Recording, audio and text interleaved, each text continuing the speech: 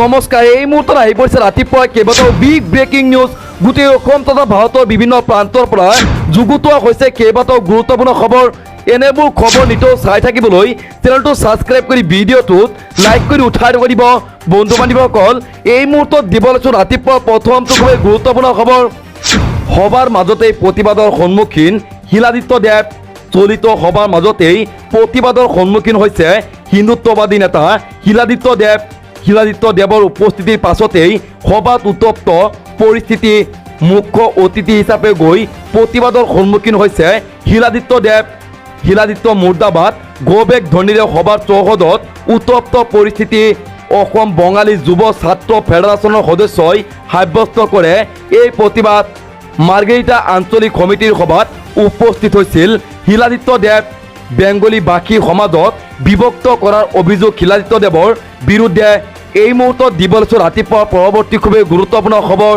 বিধায়ক প্ৰশান্ত ফুকনৰ বাহনত আক্ৰমণ আৰু তাৰ পিছতেই উত্তপ্ত পৰিস্থিতি বিধায়ক প্ৰশান্ত ফুকনৰ বাহনত 200জনীয়া দলৰ আক্ৰমণ ডিব্ৰুগড় পৌৰসভা কাৰ্যালয়ত বৈঠক চলি থকাৰ সময়তেই আক্ৰমণৰ পাছতেই পৌৰসভাৰ কাৰ্যালয়ত উত্তপ্ত পৰিস্থিতি মদন সভাসহ 200জনীয়া দুৰ্বৃত্তই প্ৰশান্ত ফুকনৰ বাহনত চলাই আক্ৰমণ দুৰ্বৃত্ত দলৰ আক্ৰমণত আহত ৱাৰ্ড কমিছনাৰ দিব্যজ্যোতি হাজৰিকা বিধায়ক প্ৰশান্ত ফুকনৰ বাহনত 200জনীয়া দলৰ আক্ৰমণ ডিব্ৰুগড় পৌৰসভা কাৰ্যালয়ত বৈঠক চলি থকাৰ সময়তেই এই আক্ৰমণৰ পাছতেই পৌৰসভা কাৰ্যালয়ত উত্তপ্ত পৰিস্থিতি এই মুহূৰ্তত দিব লৈছোঁ ৰাতিপুৱা পৰৱৰ্তী খুবেই গুৰুত্বপূৰ্ণ খবৰ শোকাবহ ঘটনা বিদ্যুৎপৃষ্ট হৈ মৃত্যু মৃত্যু হৈছে দুগৰাকী ভাতৃৰ বুকুৰ হাসিম চেঁচা পানীত শোকাবহ ঘটনা গৃহত বিদ্যুতৰ মেৰামতি কৰি থকাৰ সময়তেই এই অঘটন প্ৰথমে বিদ্যুৎপৃষ্ট হৈ ককায়েক ঘুণেশ্বৰ বড়ো ককায়েকক বচাবলৈ গৈ বিদ্যুৎপৃষ্ট ভাতৃ বীৰণ বড়ো মৃতদেহ দুটা মৰণোত্তৰ পৰীক্ষাৰ বাবে GMCHলৈ প্ৰেৰণ কৰা হৈছে এই মুহূৰ্তত দিব লৈছোঁ ৰাতিপুৱাৰ অন্য এটি খুবেই গুৰুত্বপূৰ্ণ খবৰ বিজেপিত যোগদান কৰা মোৰ 9 বছৰ হ'ল গতিকে মই বিজেপি নহয় এই বুলি মন্তব্য কৰিছে মন্ত্ৰী পীযুষ হাজৰিকাই বিজেপিত যোগদান কৰা মোৰ 9 বছৰ হ'ল গতিকে মই বিজেপি নহয় বিজেপি সন্দৰ্ভত প্ৰতিক্ৰিয়া মন্ত্ৰী পীযুষ হাজৰিকাৰ সমষ্টি পুনৰ নিৰ্ধাৰণ সন্দৰ্ভত ৰাজেন গোহাঁয়ে যি অভিযোগ আনিছে সেয়া মিছা ৰাজেন গোহাঁইৰ অভিযোগ সন্দৰ্ভত মন্ত্ৰী পীযুষ হাজৰিকাৰ প্ৰত্যুত্তৰ ৰাজেন গোহাঁয়ে কোৱাৰ দৰে মুখ্যমন্ত্ৰীয়ে সমষ্টি পুনৰ নিৰ্ধাৰণ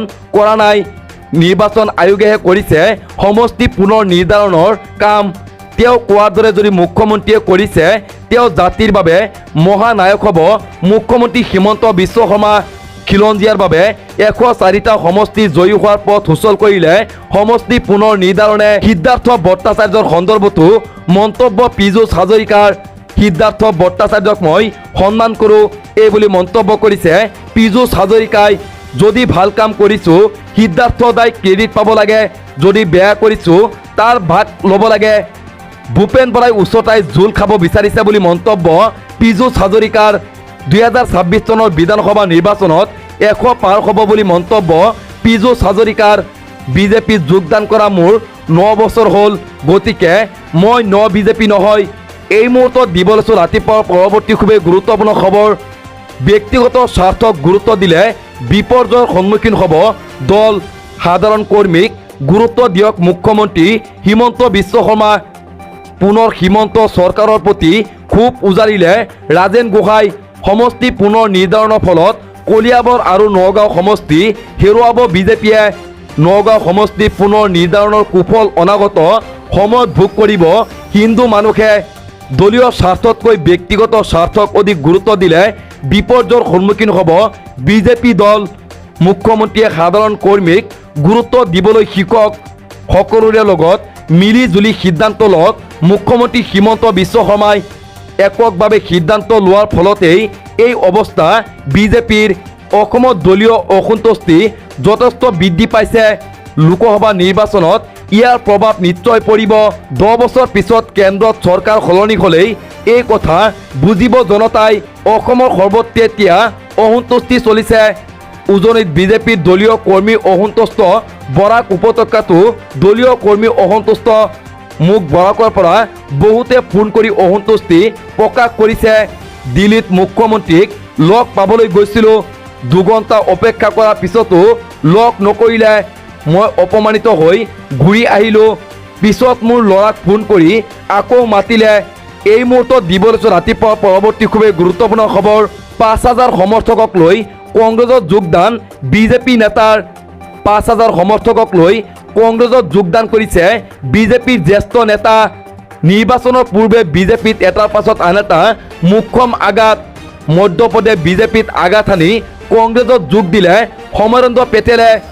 1200 গাড়ীৰ ৰেলীৰে কপালে বিজেপিৰ ভেটি। নিমত জিলাৰ বিজেপিৰ প্ৰভাৰী আছিল সমৰেন্দ্ৰ পেটেল। জ্যেষ্ঠ কংগ্ৰেছ নেতা কমল নাথৰ উপস্থিতিত বিশাল যোগদান কাৰ্যসূচী। পূৰ্বে কংগ্ৰেছ ত্যাগ কৰা বহু নেতা পুনৰ উভতিছে কংগ্ৰেছলৈ। এই মুহূৰ্তত দিব লৈছোঁ ৰাতিপুৱা পৰৱৰ্তী খুবেই গুৰুত্বপূৰ্ণ খবৰ। উচ্ছেদ চলিবই, এইবাৰ বৰবাৰী টিলাত চলিব প্ৰশাসনৰ বুলডোজাৰ। উচ্ছেদক লৈ কোনো দয়া ক্ষমা নকৰে হিমন্ত বিশ্ব শৰ্মা চৰকাৰে। শিলাকুৰ পাছতেই এইবাৰ বৰবাৰী টিলাত চলিব বুলডোজাৰ। দিছপুৰ ৰাজচক্ৰ কাৰ্যালয়ে চলাব উচ্ছেদ অভিযান। অহা 14 দিনৰ ভিতৰতেই বৰবাৰী টিলা বেদখলমুক্ত কৰাৰ নিৰ্দেশ দিছে প্ৰশাসনে। দিছপুৰ ৰাজচক্ৰ বিষয়াই বৰবাৰী টিলাৰ বাসিন্দাক জাৰি কৰিছে জাননী। 14 দিনৰ ভিতৰত ভূমি খালী নকৰিলে সা সম্পত্তি বাজেয়াপ্ত কৰা হ'ব। বৰবাৰী শিলকৰ 942 আৰু 982 নম্বৰ দাগত চলিব উচ্ছেদ। এই মুহূৰ্তত দিব লৈছোঁ ৰাতিপুৱা পৰৱৰ্তী খুবেই গুৰুত্বপূৰ্ণ খবৰ। বিক্ৰী কৰিব নোৱাৰি 11 দিনীয়া সন্তানক পুতি থলে পিতৃয়ে। 11 দিনীয়া কন্যা সন্তানক হত্যা কৰি পুতি থলে পিতৃয়ে। কন্যা সন্তানক বিক্ৰী কৰিব নোৱাৰি সন্তানটিক হত্যা কৰিলে নিজ পিতৃয়ে। বজালী ডুবি পালিপাৰাত অমানৱীয় ঘটনা। নিৰঞ্জন মালাকাৰৰ বিৰুদ্ধে নিজৰে সন্তানক হত্যা কৰাৰ ভয়ংকৰ অভিযোগ। 11 দিনীয়া দেৱ শিশুক 4 লাখ টকাত বিক্ৰী কৰাৰ যোজা কৰিছিল নিৰঞ্জন মালাকাৰে। পৰিয়ালৰ লোকে এই কথা জনাৰ পাছত বিক্ৰী কৰাত বিফল হৈছিল পাখন পিতৃ। অৱশেষত বিক্ৰী কৰিব নোৱাৰি দেৱ শিশুটোক হত্যা কৰি গাঁতত পুতি থোৱাৰ অভিযোগ পিতৃৰ বিৰুদ্ধে। শিশুটিক বিক্ৰী কৰাৰ ক্ষেত্ৰত চিকিৎসকৰ বিৰুদ্ধে অভিযোগ উঠিছে।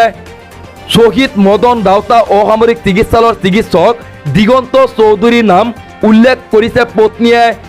ঘটনাস্থলীত পাঠশালা আৰক্ষী উপস্থিত হৈ আৰম্ভ কৰিছে তদন্ত। এই মুহূৰ্তত দিব লৈছোঁ ৰাতিপুৱা পৰৱৰ্তী খুবেই গুৰুত্বপূৰ্ণ খবৰ। যি ধৰ্মৰ লোকেই নহওক কিয় ঘৃণনীয় ভাষণ দিলেই বিহা হ'ব কঠোৰতকৈ কঠোৰ শাস্তি। হিন্দুৱে হওক বা মুছলমানেই হওক সাম্প্ৰদায়িক ভাষণ দিলেই পৰিব বিপদত। ধৰ্মক লৈ ঘৃণনীয় ভাষণ দিলেই আইনমতে কঠোৰ শাস্তি বিহা হ'ব।